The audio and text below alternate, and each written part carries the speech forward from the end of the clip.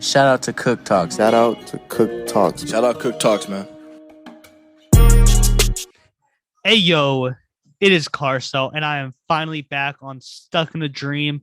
If you're also watching this on YouTube, Cook Talks, make sure to like, subscribe. If you're watching this on Apple Podcasts, Spotify Podcasts, Anchor Podcasts, make sure to hit a follow there for more content about in the NBA or my expertise, the Sacramento Kings. I'm going to transition this podcast into more of a Kings podcast, talking about my expectations for this team. And in general, I'm a huge fan of the Kings, so I figured this is the best way to get out my opinions and maybe educate some of you out there that are just getting into basketball, want to know more about the Sacramento Kings, and kind of some updates. I'm going to be doing this every couple days throughout the week. Hopefully after a big game, I can hop on here, give my thoughts, post it to YouTube, post it to podcast, and you guys would enjoy. First off, I want to talk about why I'm a Kings fan. Many of you don't know who I am, and I want to introduce you. I'm from Sacramento, born and raised, currently live in San Diego, and I've been struggling trying to find my Kings fix, so I figured I'd help you guys with yours and really explain, deep dive into the Kings. I also work for a company called Simply Basketball that covers NorCal basketball, so I kind of know what I'm talking about here. First off, I'm going to go over our roster. You know, we're very deep in certain positions, the guard and the center, and we're lacking a lot of talent in the forward and wing position in general. We basically only have 2 threes on this entire team. If I'm looking at it, we got Mo Harkless. I guess you can consider Lewis King a wing. You got Robert Woodard, because I think Harrison Barnes is more of a 4 at this point in his career than he is a 3. And you can kind of interchange, but when I think of wing, I think of 3, the small forward. And when I think of forward, I think of power forward and center. I want to get into our depth at point guard, talk about, the big topic. Davion Mitchell, Tyrese, De'Aaron Fox. Can they play together? My answer is yes. When I was watching the NBA draft and I saw the Kings take Davion Mitchell, I was furious. We don't need another guard, really. We're missing a small forward. And I thought, well, you got Moses Moody there and you got Franz Wagner at that point. Why not take them? And I guess I trust Monty McNair because so far it's just preseason and summer league. But Davion Mitchell, he's so good defensively that he can make up for his lack of size and the lack of size at the small forward position. Because a lot of the time this season, Tyrese will be asked to play that primary small forward type role. He is 6'5", I believe. They're going to give him 6'5". He's small, but he's lengthy, and he gets in the passing lanes. Playing against the Kawhi Leonards of the league, the LeBron James at the small forward position, he is going to struggle. But with Davion Mitchell, and if they can get De'Aaron Fox and all the other guys to buy into playing good team defense and rebounding, I don't see a problem with it. I mean, watching Davion Mitchell is like watching a master at work. Defensively, he picks everyone up 90 feet. It's actually insane because I didn't think it was possible for a guy that small to play that great a defense. I didn't watch a whole lot of him at Baylor, watched the national championship game, maybe around before that. But this dude, oh my goodness. He is filthy. He is filthy on the defensive end. And with Fox pushing the pace, Davion Mitchell on the offensive end isn't lacking a whole lot. He gets to his spot. He reminds me of like I don't know if it's just the dreads, but he reminds me kind of John Morant offensively because he gets to his spot. He's very jittery, you could say. And I find that entertaining to watch. That's good basketball. the preseason game against the Suns, yeah, Chris Paul, D Book, and Jay Crowder didn't play. Yeah, I know that's a lot of people, but they looked in sync. Next, I want to talk about Buddy Hield and Terrence Davis. They're going to both be playing a lot of three this year off the bench. And I'm wondering if Davion Mitchell will get the call to play the starting point guard, Fox at shooting guard, Tyrese at the three, because you got Buddy Hield, who is 6'4". He's smaller than Tyrese. He's a lot bigger, but he's not as good of a defender as Tyrese as of right now. And I don't expect that to change because Buddy Hield only likes shooting threes and hitting game winners, I guess. He's hit a few of those. But I'm wondering what comes first, a trade with Buddy Hield or him being sent to the bench. And I think that's a big question that Monty McNair has to answer, because the only way I see him moving is if Porzingis gets frustrated and they can't get that to work. Maybe Ben Simmons' situation gets so bad that they have to move him and Buddy Hield is their best option, which is pretty sad. But I think Buddy Hield, he's going to get off his 12 threes a night, which I don't know if that's a good or a bad thing. But I'd rather have him shooting all threes than all mid-ranges because he's not a great mid-range shooter. He can't create his own shot like that. So I find it interesting. I'm going to switch over to the young guys. You got Jamias Ramsey, Metu, Woodard, Damian Jones, and Terrence Davis.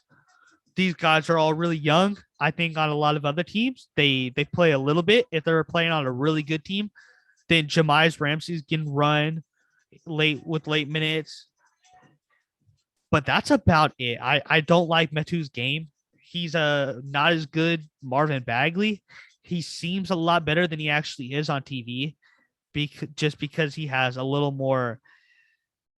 I don't know how to explain it, but he's a little more like jittery. Marvin Bagley isn't super jittery, and you'll look up and he has 18 points, and you're like, I don't remember him having 18, but it's such a nonchalant 18 compared to Chimezie Metu, who'll score 10, but he hit 3 tough threes and got to the free throw line once, which he misses a lot of threes, and he just makes his game look so much more difficult than it really is.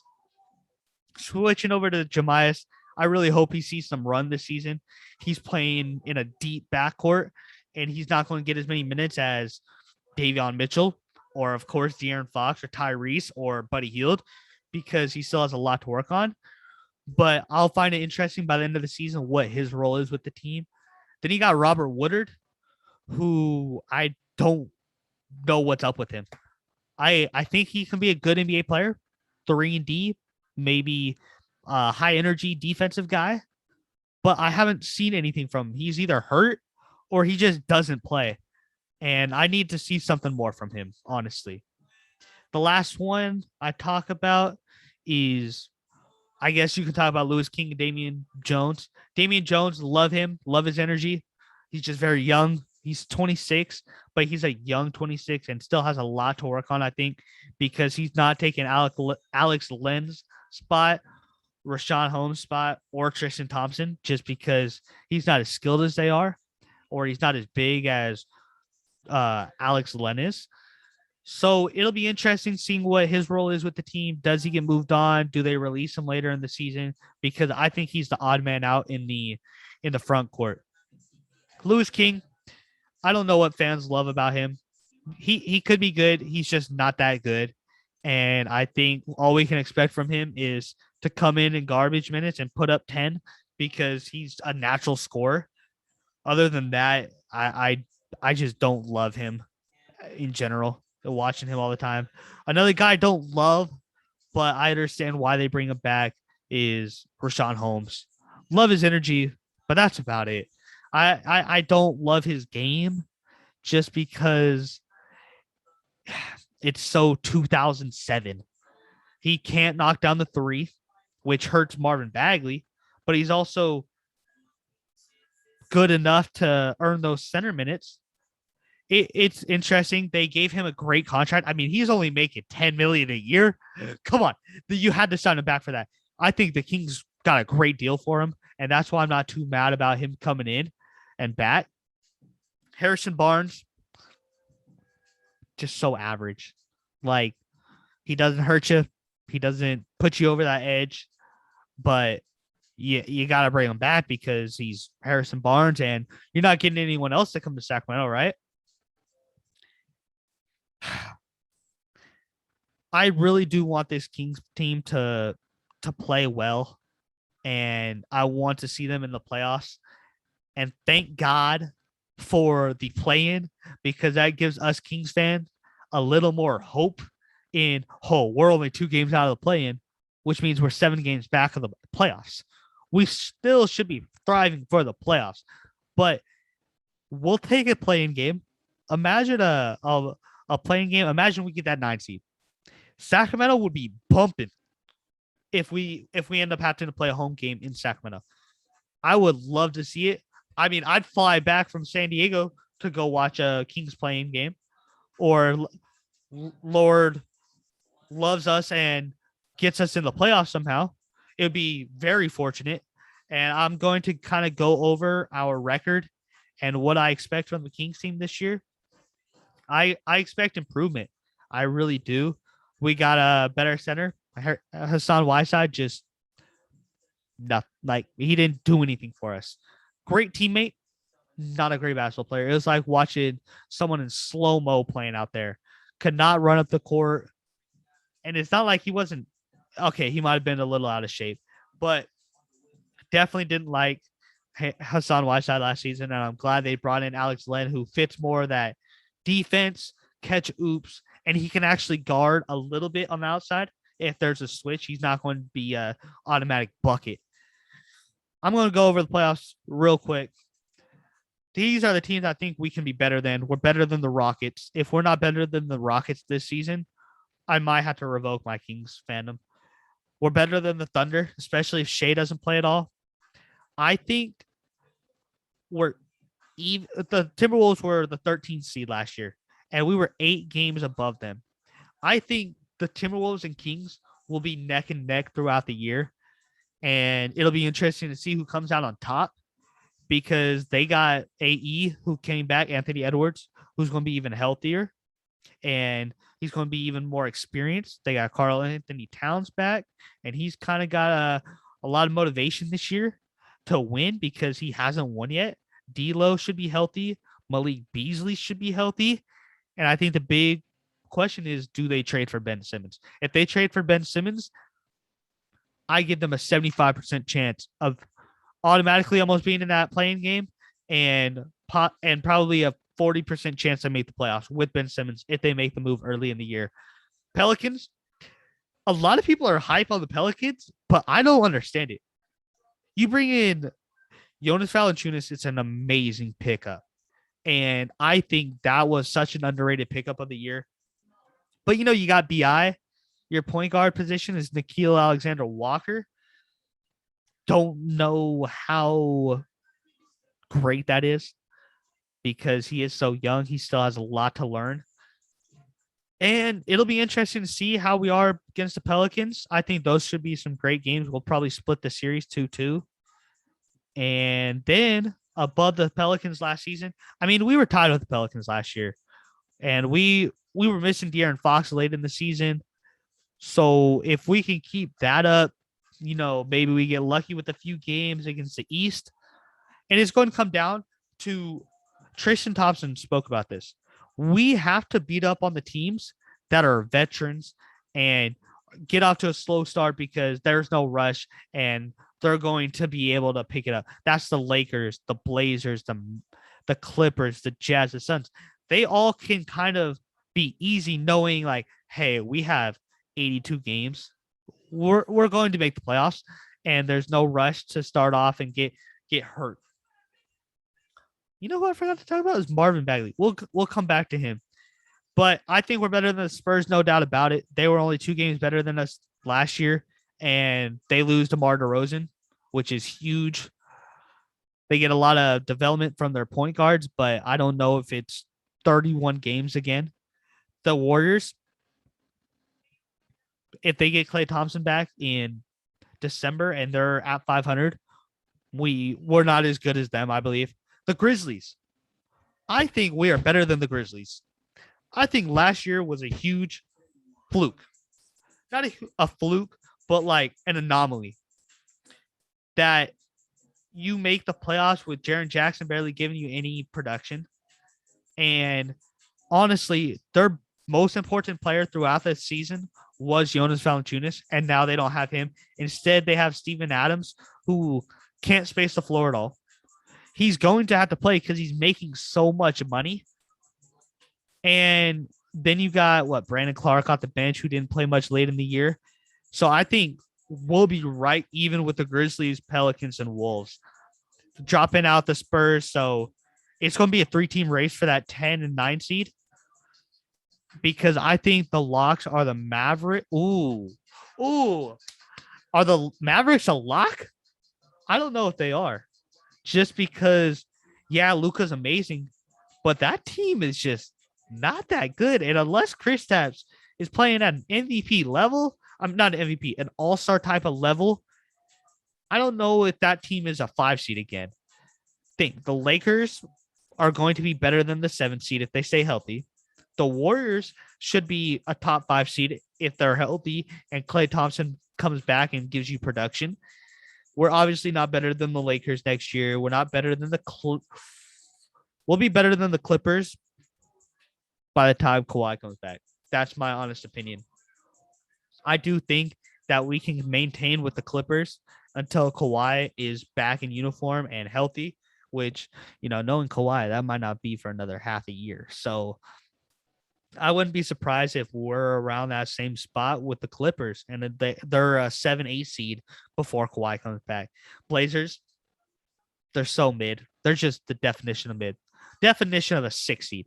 And it's gotten pointless where send them off to Philly, bring in Ben Simmons, make that reset. Come on. I know Portland fans don't want to give up Damian, and Damian doesn't want to leave Portland, and the organization doesn't want to give up on him. But he's not winning a championship there. And I just don't see a way without a dominant big that he makes a championship move. Not better than the Suns, not better than the Jazz. Overall, I want to talk about Marvin Bagley again real quick. I love Marvin Bagley. He is so underrated and so overhated. The dude is a automatic double-double, mind you. He's not great defensively, and every time he goes to contest a shot, he contests it like this, not looking at it. I'm like, dude, what are you looking at? The ground? Come on. Either try to at least block the shot, because what if they make a move and your head's down? But I think he's going to have a redemption year. I really do. I love Marvin Bagley's game. Marvin Bagley is what the Kings need, and Rashaan Holmes honestly does hurt his full-on potential. It's kind of like when Dennis Smith Jr. and Luka were on the same team, right? Dennis Smith Jr. had a solid rookie year. He wasn't like the top player. He wasn't a top PG. He wasn't with Donovan Mitchell, but he was solid. And then Luka comes in and instantly stunts his growth. He's shipped off to New York, sent off to Detroit, and I think he's with the Clippers now, or he's with Portland. Not sure, but he had such a fall off. And I honestly do. This is my opinion. If Luka would have come to Sacramento, same thing would have happened with De'Aaron Fox. And yeah, Luka's a generational player. He's going to be a top 25 player of all time if he stays healthy. But I don't mind keeping De'Aaron Fox, and maybe Marvin wasn't the right pick at 2, but coming out of college, he was the guy, and you can't help being hurt. That's what people need to understand, is he's not trying to get hurt. He's trying to win. Just when you're stuck with injuries so often and you're banged up all the time, you're not going to be able to get those runs that other players do, that the DeAndre Aidens have had, or who else was in that draft class? That draft class, besides like those 3, Trae Young, Luka and DeAndre Ayton. It's kind of dead. I think Colin Sexton was in that draft class, but Marvin was the right pick there. We can talk about that all day. And if you want, I can come up with that again, talk about that. But that's my. Do I want to give you a prediction real quick? My prediction: De'Aaron Fox averages 27 points per game. Tyrese and De'Aaron Fox is also on the border of an all-star. He's going to be like the next dude, right? Behind the final guy that gets selected to the team. Tyrese Halliburton will average over 17 points per game with 4 assists at least. Marvin Bagley, here's my prediction. 17-8. 17-8. That's all. If you can get 27 from Fox, 17 from Tyrese, and 17 or 18 from Marvin, what's that? 20, 40s, basically like 60 points right there. And you know Rashaan's going to give you a solid 15 to 20.